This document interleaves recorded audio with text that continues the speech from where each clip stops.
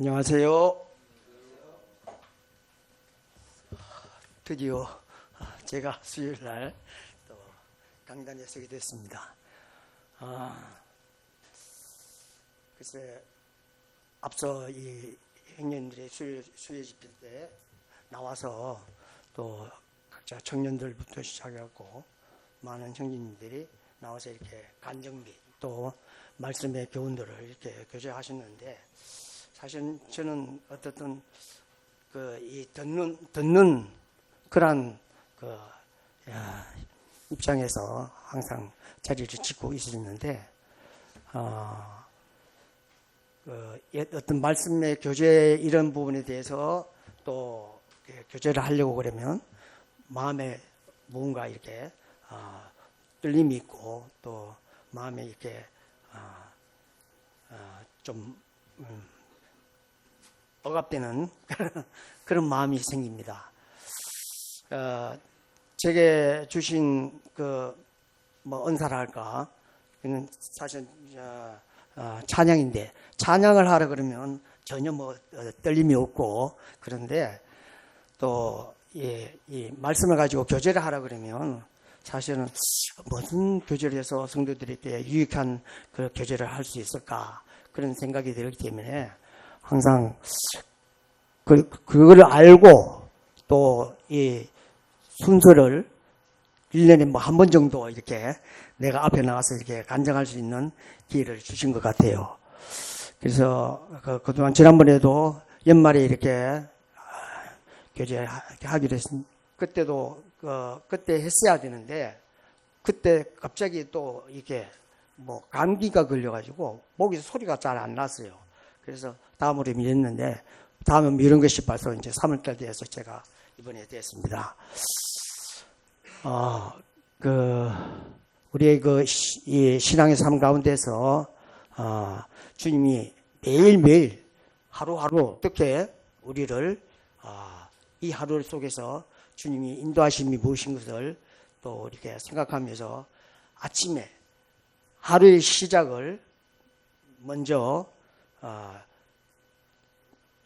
정한 시간에 일어나서 또 주님 앞에 무릎 꿇고 주님 앞에 기도하며 또 말씀을 또 기다리며 주님 말씀을 이렇게 기다리는 그런 시간을 갖게 됩니다.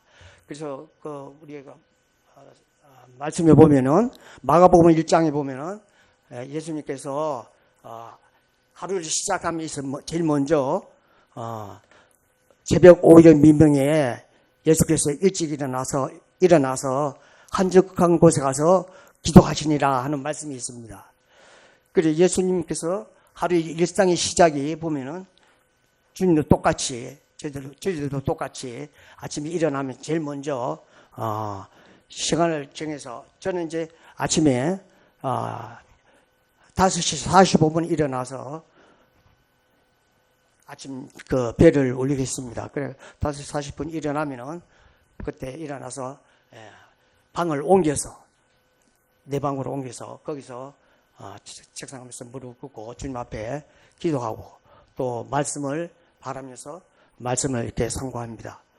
그래서 오늘 주시는 말씀이, 오늘 내가 살아가는 시간 속에서 주님이 어떤 말씀으로 나를 인도하실 것인가, 주여 말씀하시옵소서 내가 듣겠나이다 하고 주의 말씀을 상고하게 됩니다. 근데 이제 제가 이제 저 자신을 이렇게 돌아보니까 벌써 이제 인생의 이제 끝부분을 사는 것 같아요. 마지막 부분을. 그래서 우리 시장교회도 연로하신 형님들 많이 있지만 이제 가만히 보니까 주소록의 순서로 보면 내가 세 번째더라고요. 전부친부하고 그 다음에 안형제님 다음에 그 다음에 우리 이제 나하고 태태훈 형제님하고 또 박근재 형제님하고 세 분이 바로 세 번째인데, 내가 벌써 이렇게 참 인생을 살아오면서 여기까지 마지막 부분까지 이렇게 살게 됐다 하는 그런 생각이 들면서 그동안 여러 가지 교회 가운데 잠실에서 이게 구원받고 동대문에서 이 개척 나와서 잠실교회에서 시작하면서 잠실교회에서 이제 첫 번째 침례자로서 주님 앞에 순종하고 잠실교회에서 이 믿음의 신앙의 삶을 시작하게 됐습니다. 그런 과정에서 많은 여러 가지 일들도 있었지만은 그러나 주님께서는 내게 합당하게 계속 주님께서 여기까지 인도하신 것을 보면서 참 주님 앞에 감사가 됩니다.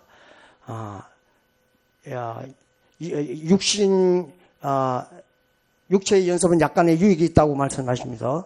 경건은 범사에 유익하다고 금생과 내생에 약속이 있다고 말씀하시는데 어쨌든 이제 우리 나이가 되니까 인생의 이 마지막 이 삶을 살아가면 보면 가장 중요한 것은 우리 건강이라고 생각돼요.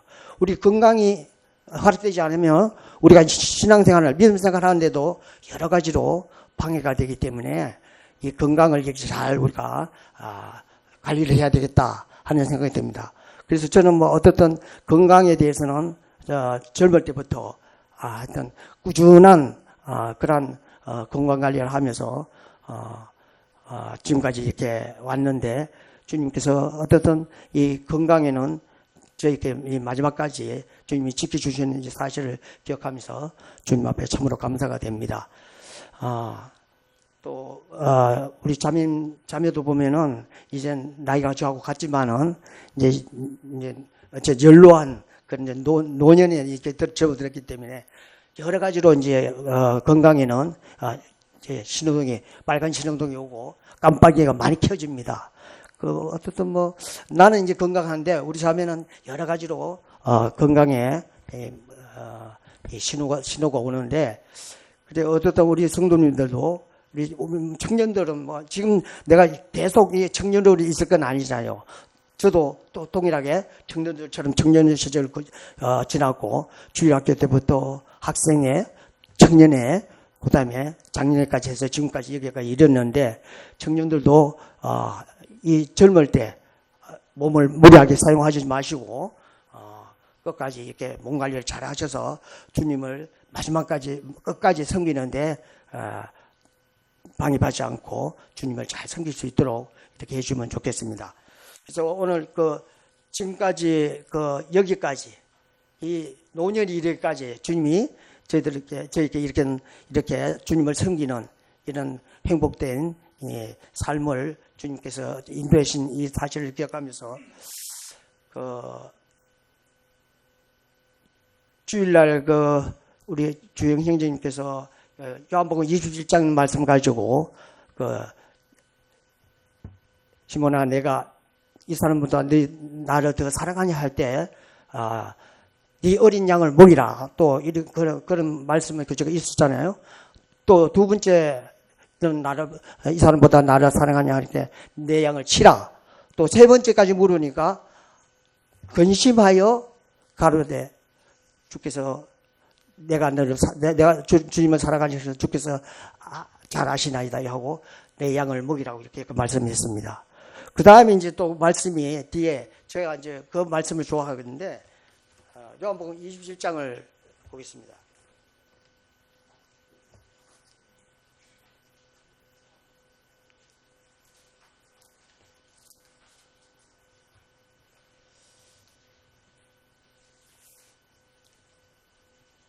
요한복음 21장 18절 말씀입니다. 내가 진실로 너에게 이르노니 젊어서는 내가 스스로 띠뛰고 원하는 곳으로 다녔거니와 늙어서는 내 팔을 벌리리니 남이 내게 띠띠우고 원치 않은 곳으로 데려가리라. 말씀 그대로입니다. 저도 이제 젊었을 때는 내 마음대로 내가 원한 대로 이렇게 다녔지만은 이젠 나이가 이제 80에 가까우니까 이게 이제 내가 원한 대로 가는 것이 별로 없더라고요. 그래서 참 안타까운 일이지만은 여러 가지로 이제 뭐 기억력이라든지 우리 고영수 모치님 말씀하듯이 안 보여, 안 들려, 뭐 이렇게 꼭 말씀하시는데 그것도 이제 저도 얼마 안 남은 것 같아요. 그래서 지금 이게 안경을 안 쓰면은 도저히 뭐 저 멀리는 잘 보이지도 않고 그래서 수요일 날 밤에 이렇게 교회 오는데도 우리 아들이 운전하지 않으면 사실은 교회 나오는 게 이제 굉장히 참 부담이 되거든요. 그래서 저녁에 운전하는 것은 제가 자신이 없어요. 엊그제도 또 우리 자매 데리고 병원에 갔다가 병원에 주차하다가 그 뭐 대낮인데 주차하다가 어떻게 뭐 잘못해갖고 뒤로 주차하는데 살짝 그냥 닿았어요. 그래서 전에도 한번 그런 경험이 있어가지고 또 뺑소니 차로 몰릴까 싶어가지고 그 차 전화번호를 해가지고 별로 뭐 표도 없고 아무것도 없는데도 그 블랙박스에 있어서 그게 나타날 거 아니에요. 그래서 그냥 가면은 또 이 사람이 그거 알면은 또 이 뺑소니로 또 신고할까 싶어서 그 전화번호로 연락해서 이렇다는 사실을 알리고 그래서 확인하려고 했더니 자기도 그 입원해갖고 있기 때문에 못 나온다 하더라고요. 그래서 이와 같이 이제는 어떤 여러 가지 인지도라든지 기능이 아주 그냥 둔해가지고 운전하는 것도 어떤 감각이 전에 같이 젊을 때처럼 그렇게 그런 감각이 아니기 때문에 이제 나이 먹은 이 노인으로서 어떤 이 삶에 대한 주님께서 보장되는 것이 무엇인가 이런 것들이 말씀에서 이제 노인들에게 연로하신 노인들에게 주시는 그런 말씀들을 이렇게 자꾸 생각나게 하고 또 말씀에서 그런 것들을 제가 보게 될 때 참으로 이제는 이제 주님이 부르심이 이제 가까움을 이렇게 느낍니다. 또 우리 모임 가운데서 1세대 우리 형들이 한 분, 두 분 이렇게 주님의 부르심을 받고 가는 것을 보면서 박준희 형님 가셨죠. 송찬 형님 가셨죠. 또 이제 이제 앞으로 이제 그 다음에 이제 우리가 되겠지만은 내가 되겠지만은 그런 형님들이 먼저 주님의 부르심을 받고 가는 걸 보면서 나도 이 마지막 이 믿음의 삶 가운데서 어떻게 주님을 섬겨야 될 것인가, 어떻게 하면 주님이 기뻐하심을 받으실까 하는 그런 생각이 많이 들었습니다. 그래서 오늘 이 말씀을 보면은 젊어서는 스스로 뛰고 네가 원하는 곳으로 우리가 다니지만은 늙으면은 어차피 우리가 이 모든 육체, 모든 이 마음과 생각이 또 우리 마음대로 내 마음대로 되지 않기 때문에 마음대로 할 수 없다는 것을 이렇게 생각하면서 그러나 주님께서 말씀을 통해서 늙어도 늙음에 대해서 우리에게 계속 주시는 축복의 말씀들을 이렇게 생각하게 했습니다. 그래서 오늘 이 말씀처럼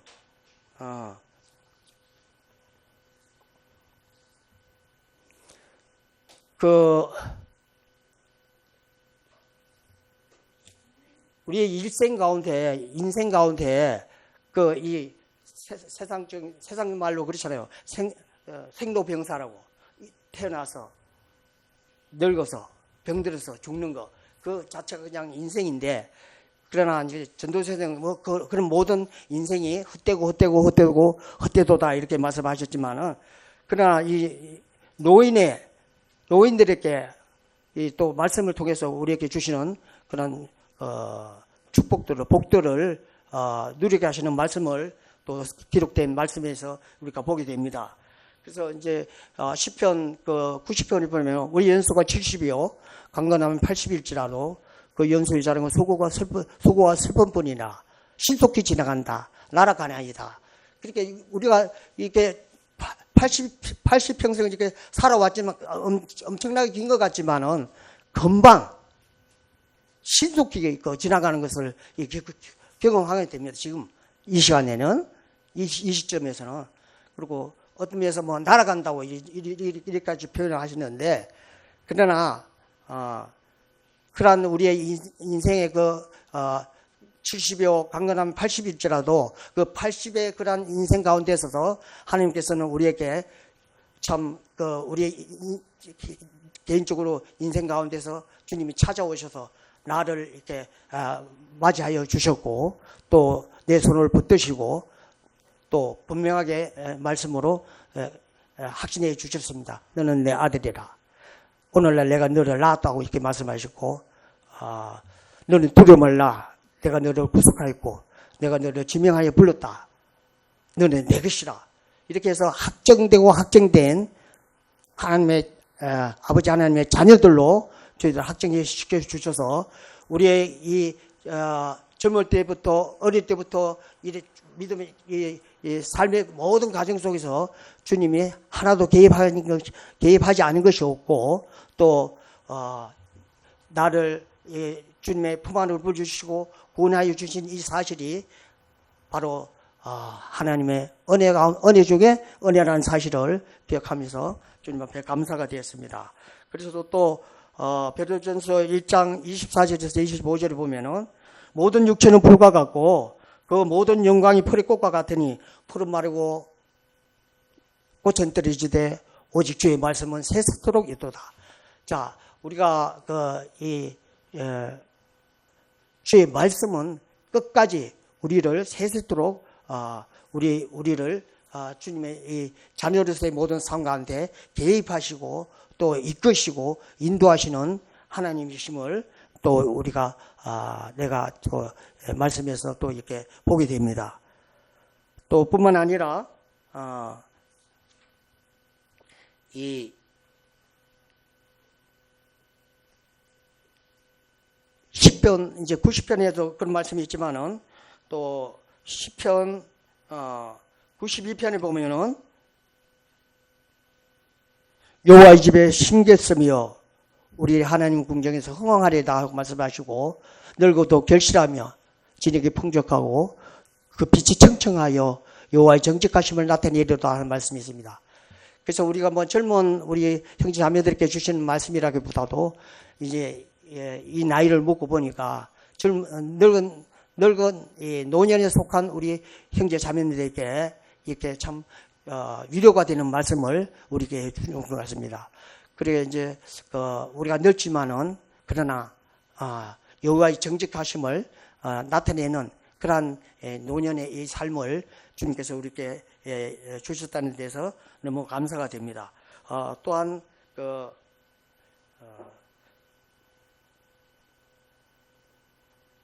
또 시편 73편 22절 26절 보면 잠깐 찾아보겠습니다. 좋아하는 말씀인데요. 그래서 이제 평소 매일매일 저희 삶 가운데 주님이 주시는 말씀들을 하나하나 기억하면서 그 말씀에 참 제 마음을 또 평화롭게 하시고 저희 모든 삶의 인도자가 길잡이 되시는 우리 주님이 되시기 때문에 우리가 말씀밖에 없다는 것을 다시 한번 기억하면서 시편 73편을 보겠습니다.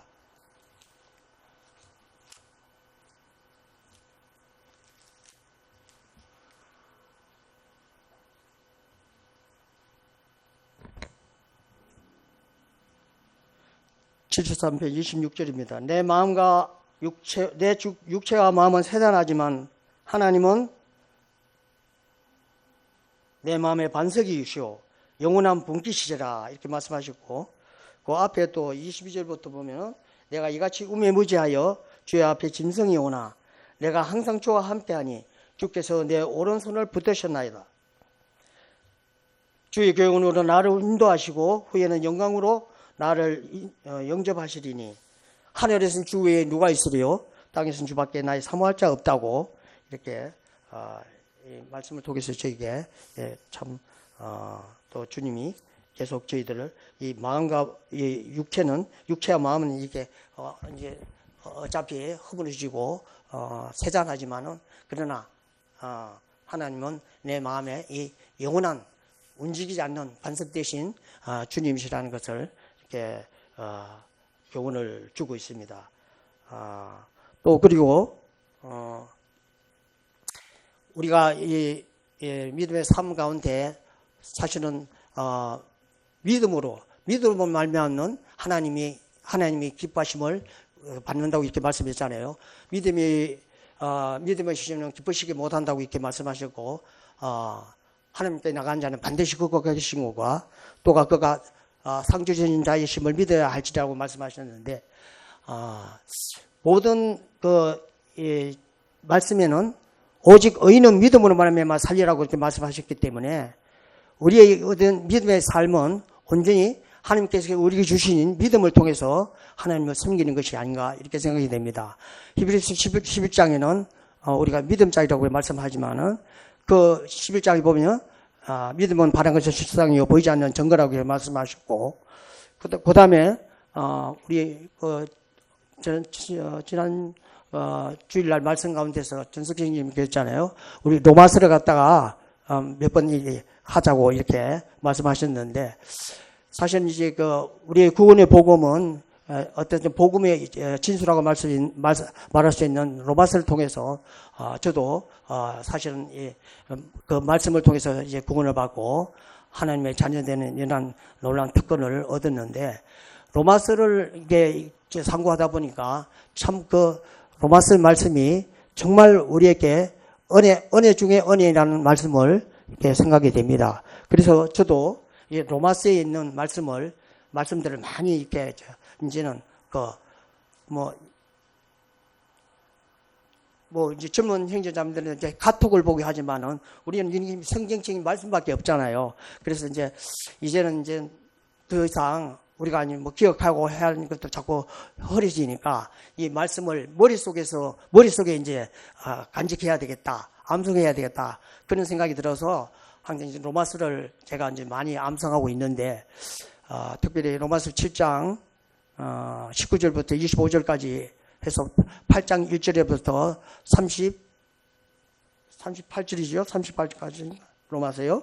그것을 이제 제가 전에부터 이렇게 암기하고 애우고 있습니다. 근데 어떻든 그 로마서의 말씀은 우리의 이신칭이라고, 우리가 믿음으로 말미암는 의의 칭함을 받는 이 말씀을 우리에게 주신 것인데, 그 보면 7장 19절에 보면 내가 원하는 바 선은 행하지 않고 도리어 원치 않는 바 악은 행하는도다.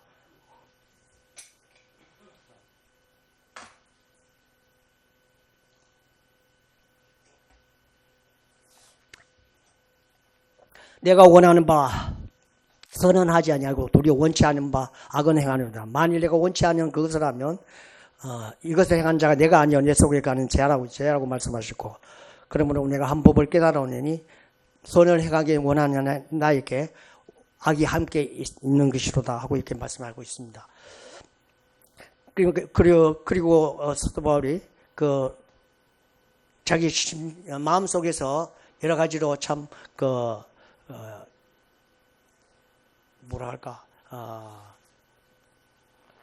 여러 가지 이렇게 부담되는 그런 이 말씀들을 하고 있느니,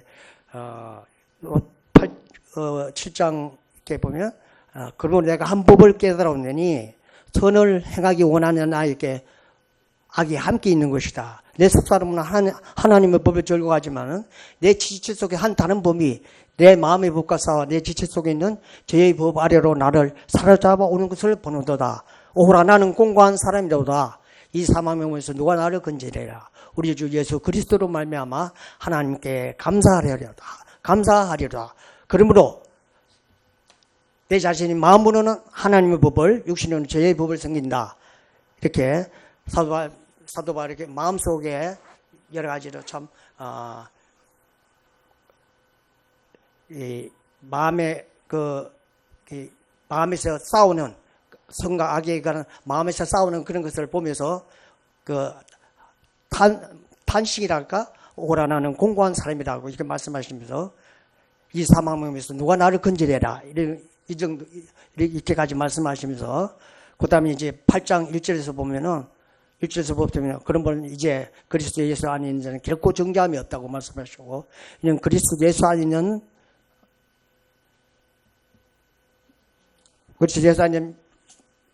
생명의 성령법이 죄와 사망의 법에서 너를 해방하였다고 말씀했습니다. 그리고 또 이제 율법이 육신으로 말미암아 연약하여 할 수 없는 그것을 하나님은 하신다고 말씀하셨고, 하여튼 이 8장 전체를 다 외웠는데 앞에 나와서 이제 암기를 하려고 하니까 이게 또 자꾸 막히네요. 그리고 이제는 뭐 어떤 머릿속에 이제 암기를 해야 되겠다 싶어서 계속 건강에 와서는 이 말씀을 암기하는 것을 계속하고 있습니다. 근데 제가 이 신앙생활은 사실은 주일학교 1학년 때부터 했어요. 1학년 때부터. 그래서 건강에 책을 모아놓은 거 이렇게 뒤지다 보니까 주일학교 때 6학년 졸업할 때 그 주일학교 졸업장이 있더라고. 그래서 그 졸업장을 보니까 6년 동안 그 주일학교 졸업했다고 해서 졸업장이 나와 있는 걸 봤는데 그런 걸 보면서 한참 오랜 그런 신앙생활을 해오면서도 사실은 이 진리가 뭔지도 모르고 있다가 사실 이제 늦지막게 이제 또 이 모임으로 인도해서 또 사실은 이제 구원의 복음을 듣고 영원한 하나님의 영생 가운데 거하는 이 축복을 누리게 됐는데, 또 어떻든 그런 모든 제 세계 가운데 주님이 하나도 인도하심이 없는 것이 없고 모든 것이 다 하나님의 은혜 가운데 저를 여기까지 인도하신 것이라고 생각되면서 주님 앞에 참 감사가 되었습니다. 또 이제 믿음에 관해서 이렇게 보니까 로마서 4장에 보면요,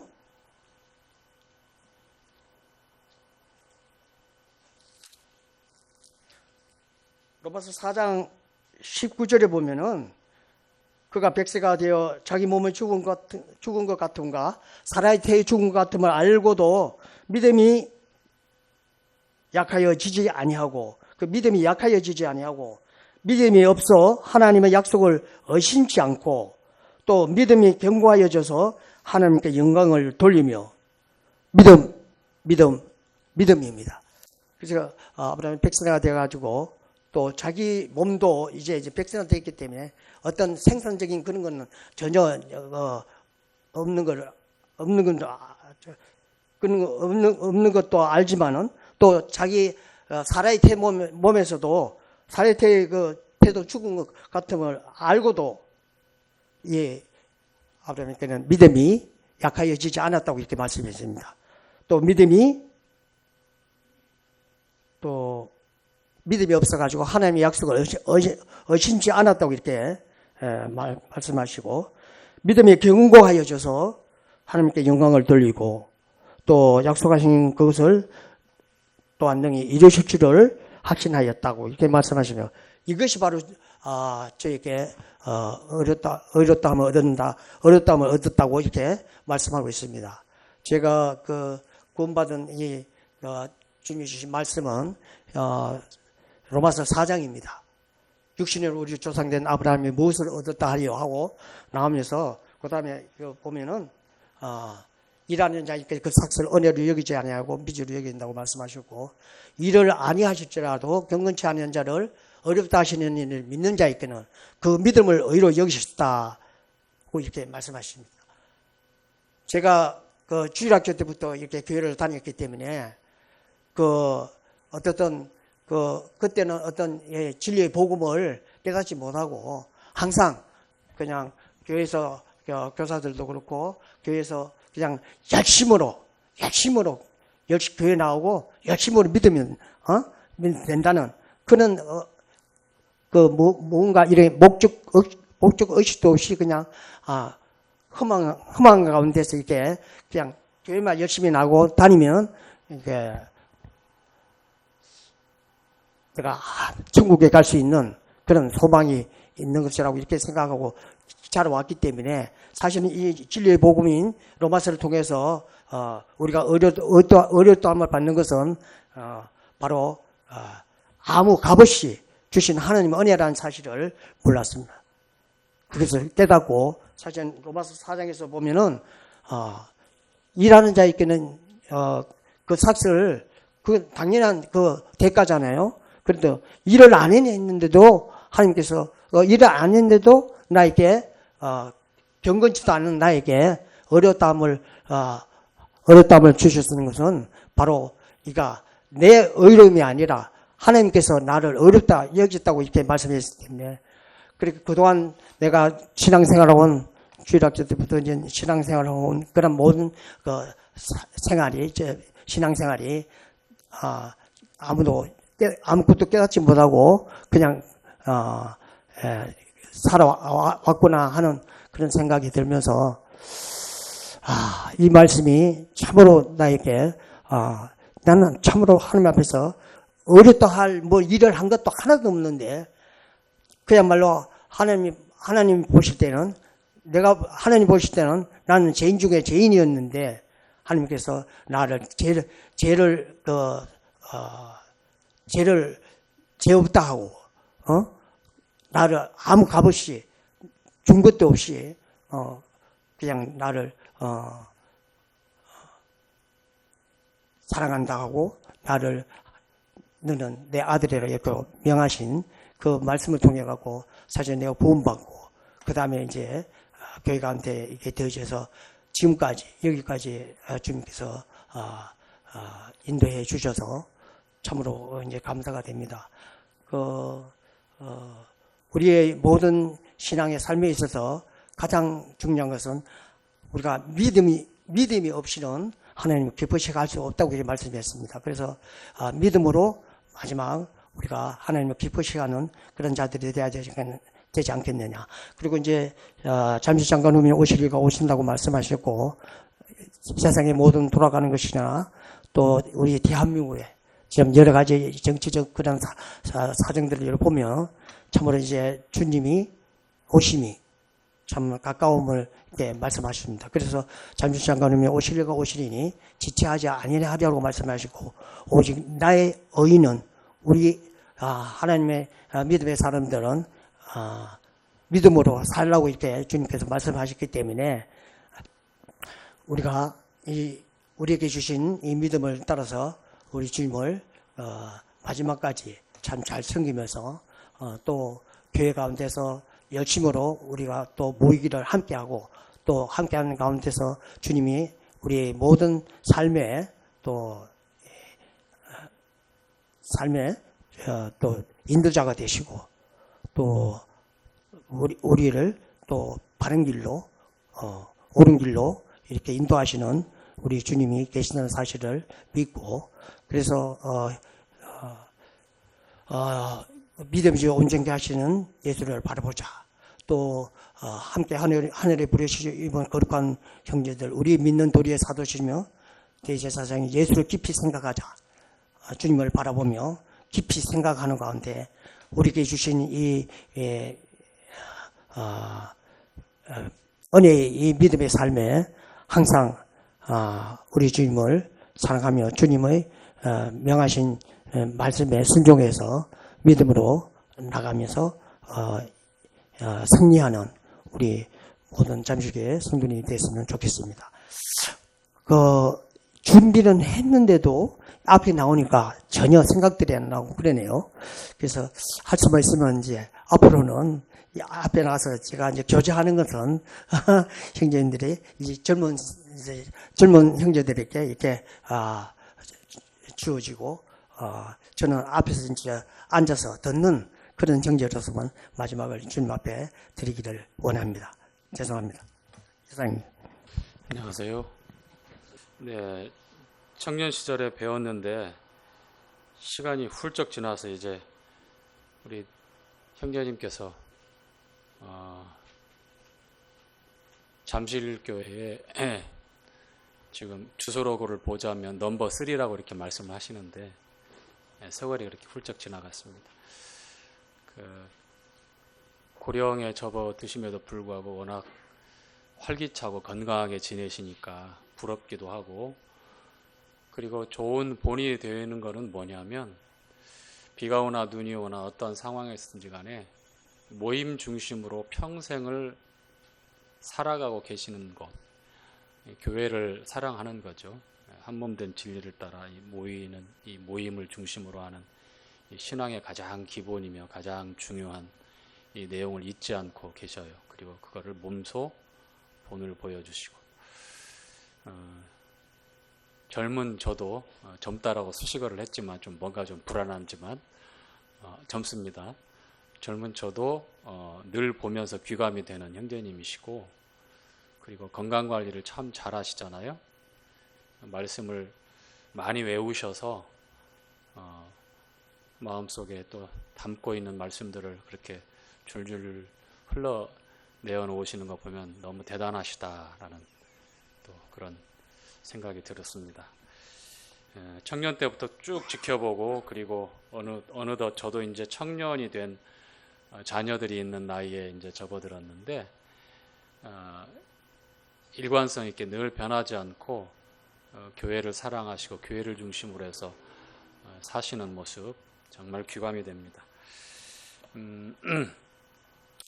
다음 그 수요일 순서에는 그러면 이제 형제님은 다른 형제님들에게 이렇게 순번을 제가 정해서 이렇게 알리도록 하겠습니다.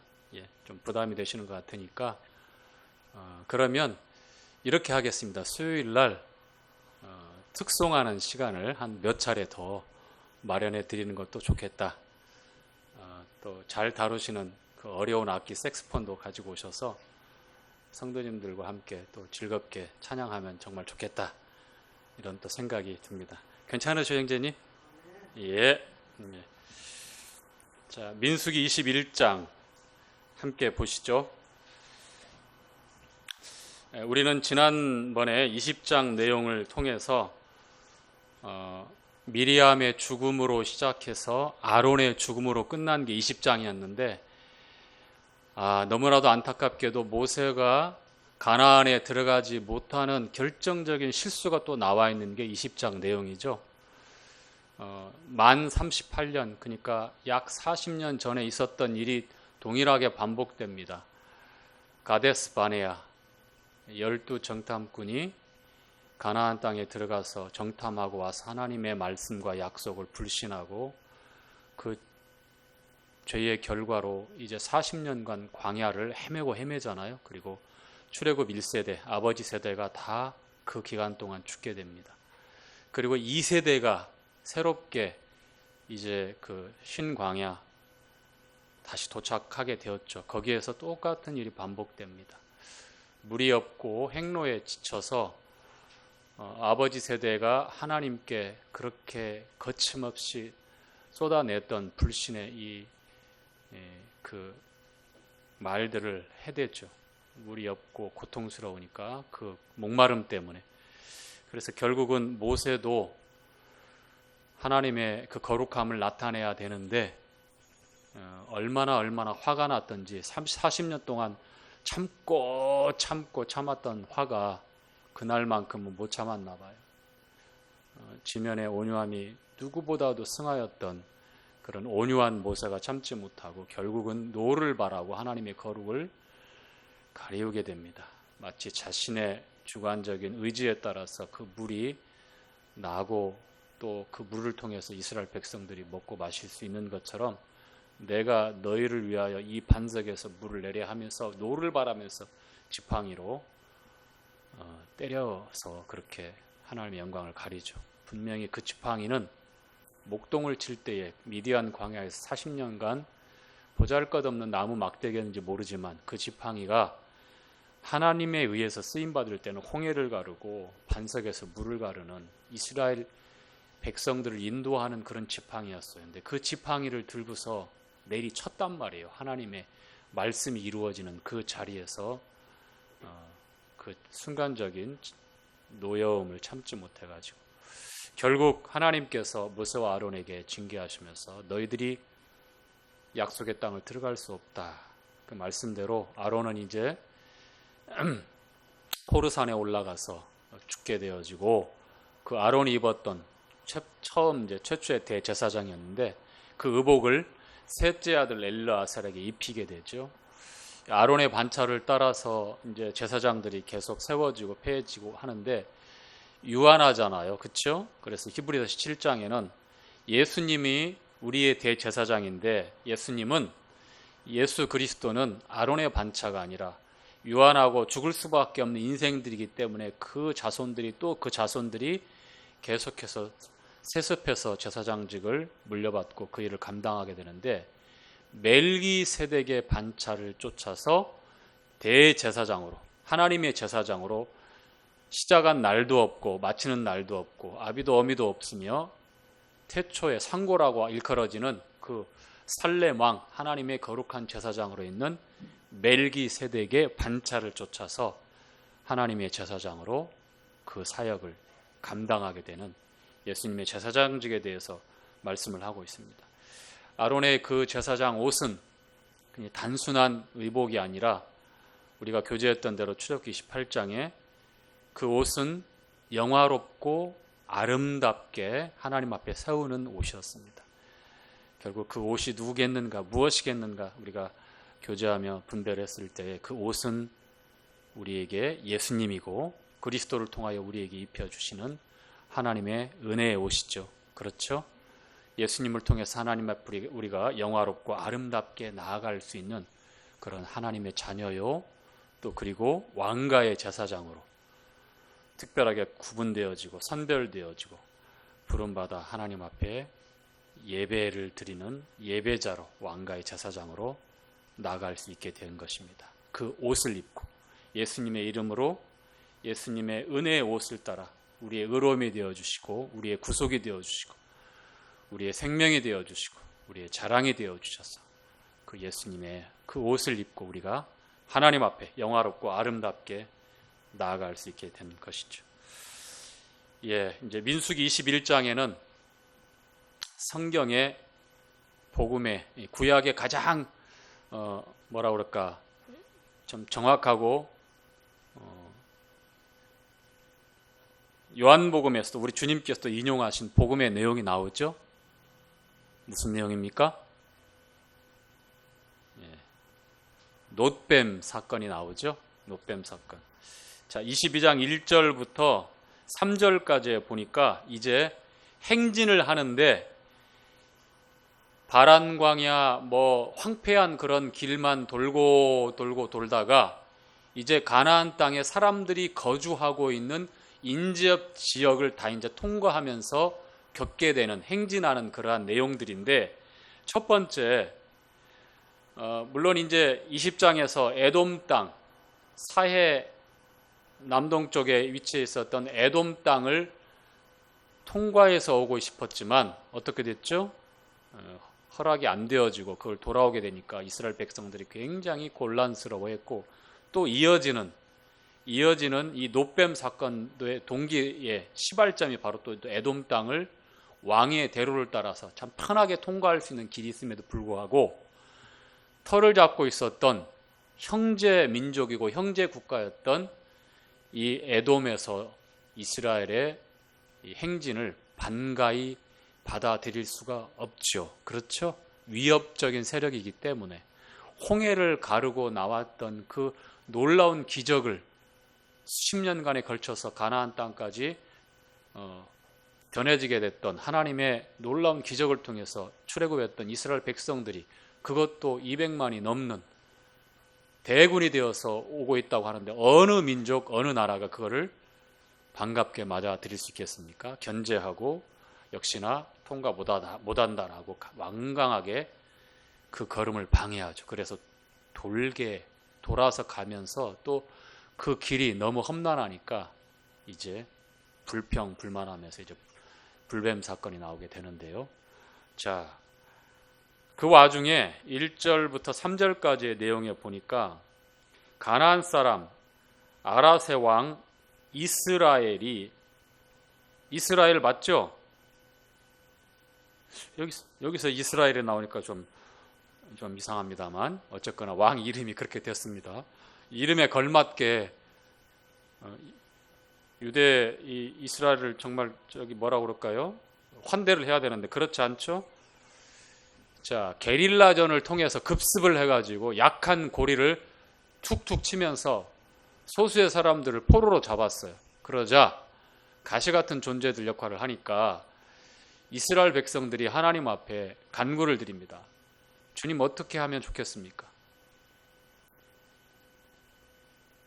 이스라엘이 여호와께 서원하여 가로되 주께서 만일 이 백성을 내 손에 붙이시면 내가 그들의 성읍을 다 멸하리이다.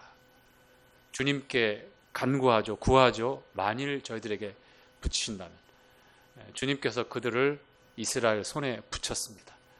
그래서 그들을 멸하고 그들이 거하는 성읍에까지 들어가서 그거를 다 이제 소유하게 되는데요. 이제 차츰차츰 이제 정복 전쟁을 시작하게 된 겁니다. 자, 정말 한 가지 좋았던 점은 그들의 임의적인 판단과 생각으로 이 아랏 이 종족들을 멸했던 것이 아니라 하나님께 먼저 물었죠. 하나님께 물었어요.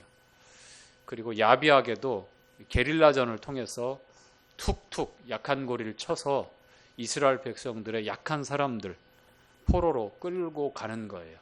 이 아말렉 족속이 나중에 이제 가나안 땅에 들어가서 두고두고 이스라엘 백성들이 전쟁하게 되는 종족 중에 하나님께서 다 진멸하라고 했지만 그 중에서도 이 아말렉 족속에 대해서는 아주 무자비하게 하나님께서 그렇게 진멸을 명하십니다.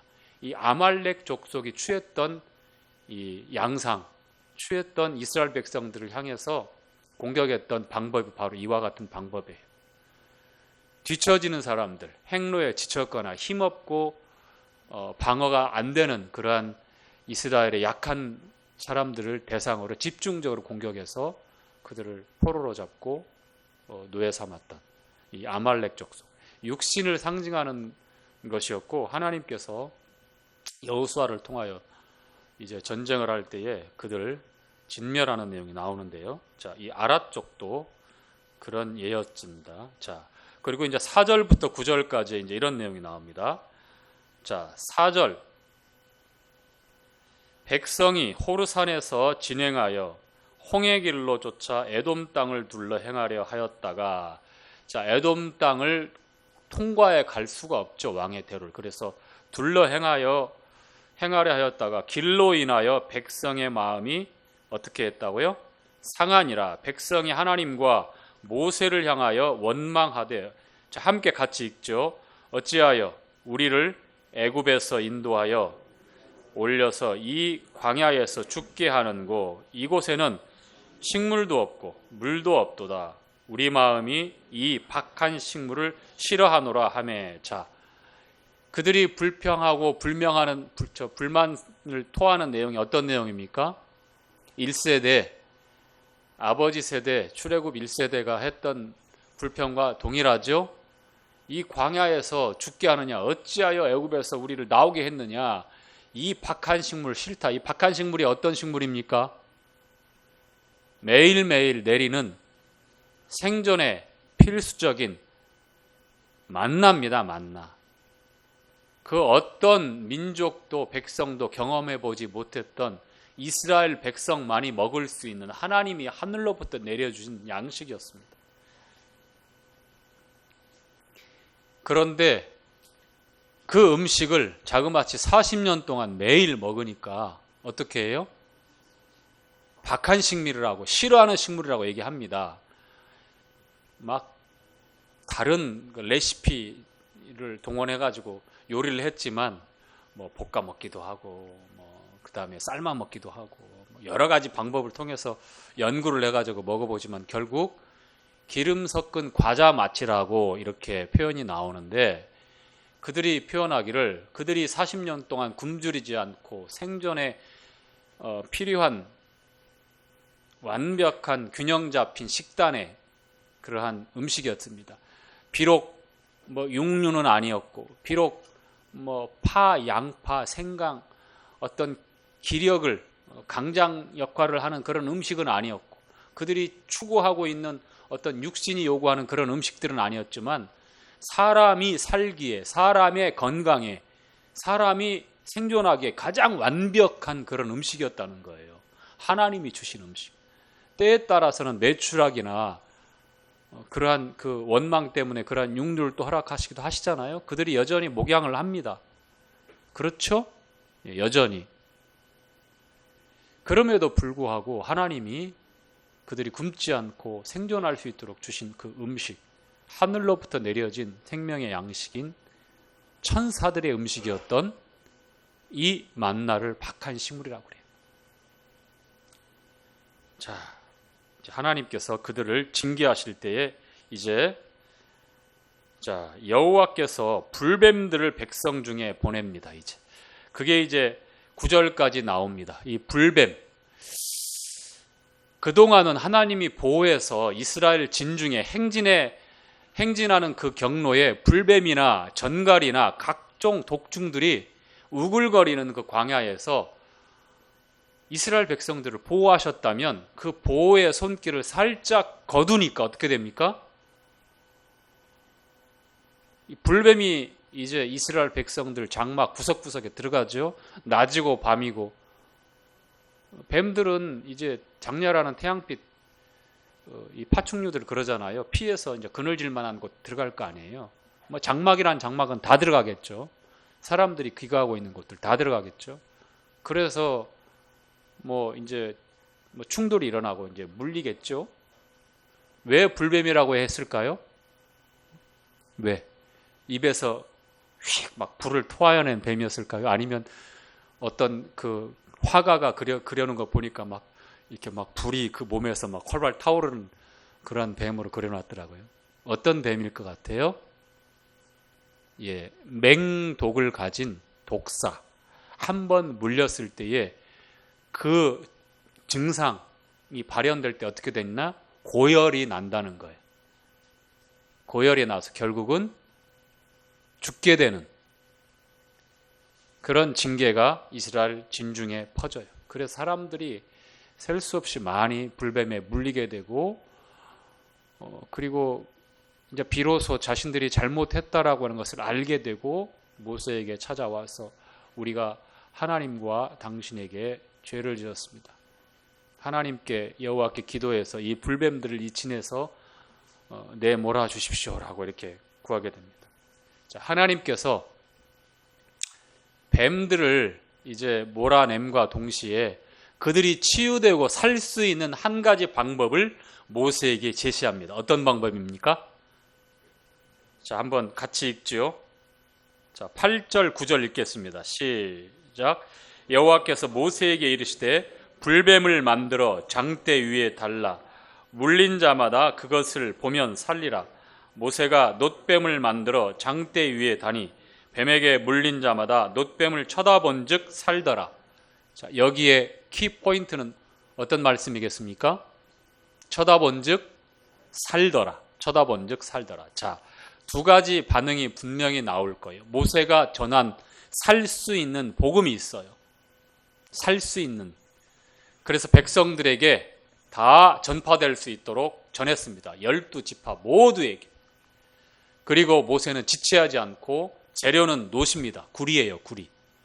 자, 성경에서 나오는 대표적인 금속 재료가 있는데 금, 은, 동, 구리.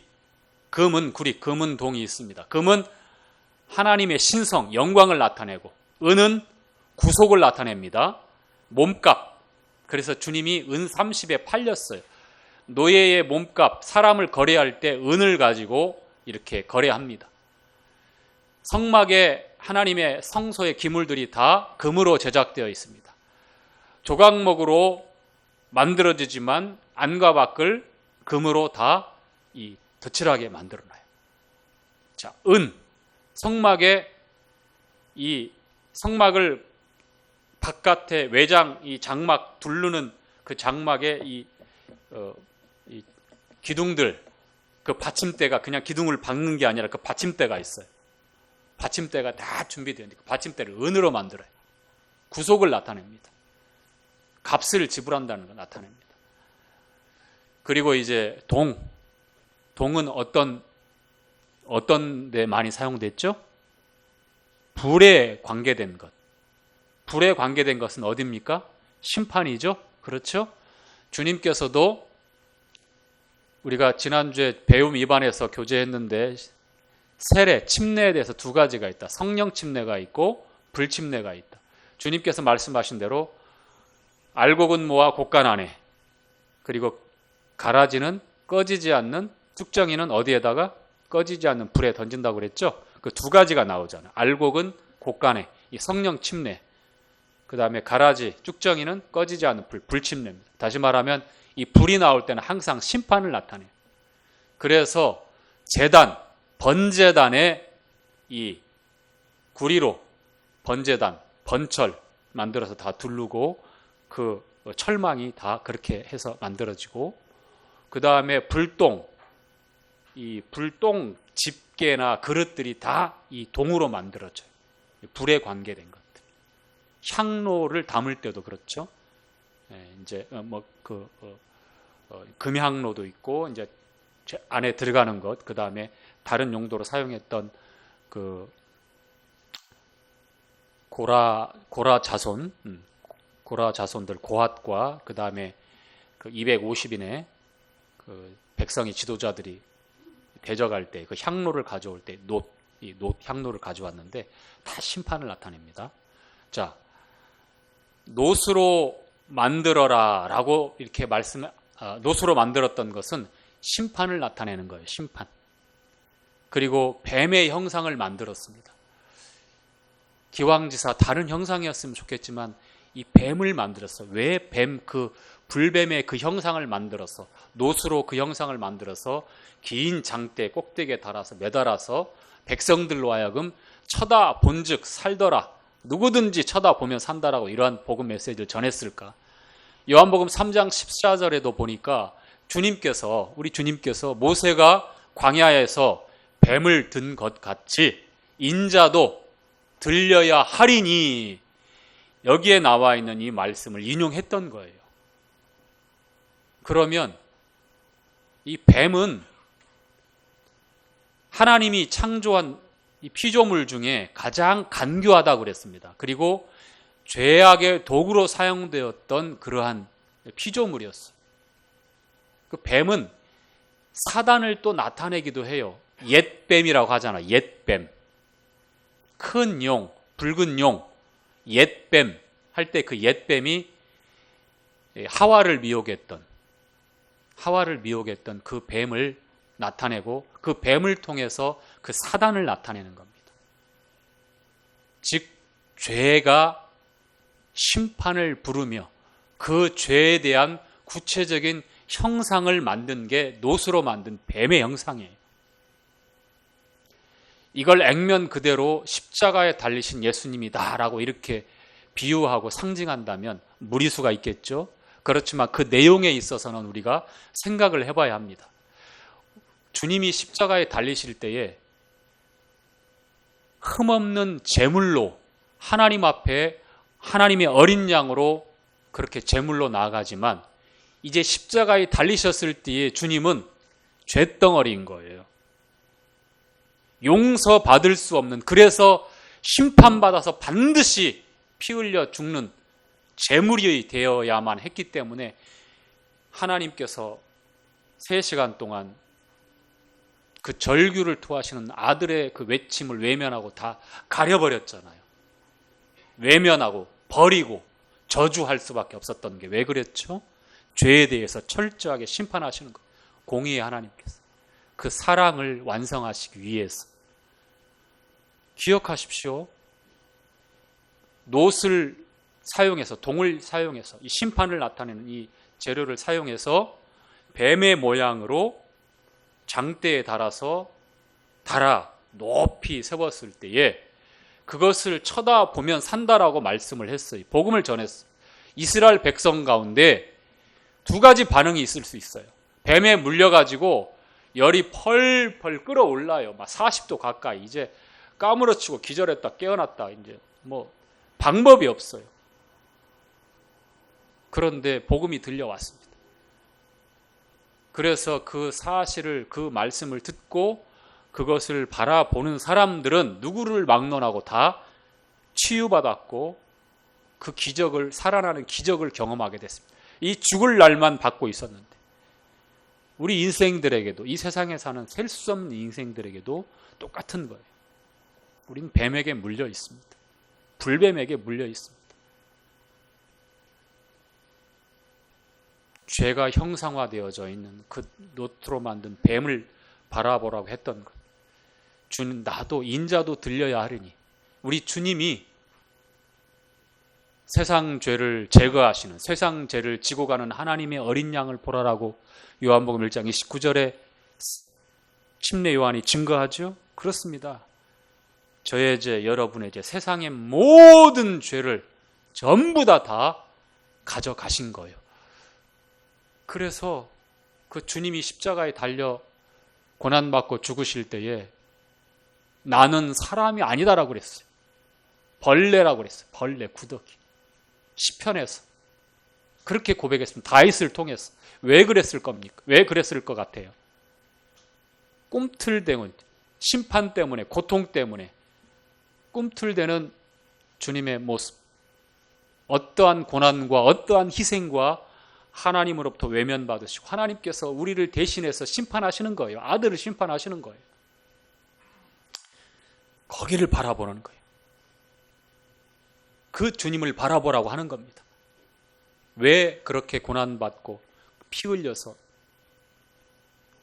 심판당하시고 심판당하셔야만 하는지, 쳐다보면 산다고 말씀하신 대로 인자도 들려야 하리니 이렇게 말씀하셨죠?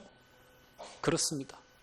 그 주님, 십자가에서 피 흘려 죽으시는, 고난받으신, 아버지로부터 외면받으시고 모든 저주를, 아버지 할 수만 있다면 이 잔을 내게서 옮기시옵소서. 그러나 나의 원대로 마옵시고 아버지의 원대로 되기를 원하나이다.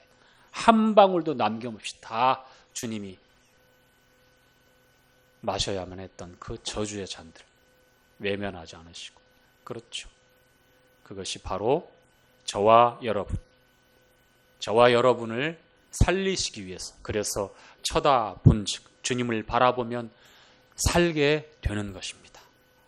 이것이 민수기 21장에 기록되어진 놋뱀을 통해서 이스라엘 백성들에게 주어진 복음이었고, 오늘날 예수님께서 모세가 광야에서 뱀을 든 것처럼 인자도 들려야 하리니 이렇게 말씀하시고 우리에게 이어지는 말씀에 하나님이 세상을 이처럼 사랑하사 독생자를 주셨으니 이는 저를 믿는 자마다 멸망치 않고 영생을 얻게 하려 하심이니라. 이렇게 우리에게 복음을 말씀하셨습니다. 자, 오늘 민수기 21장 말씀 여기서 마치도록 하겠습니다.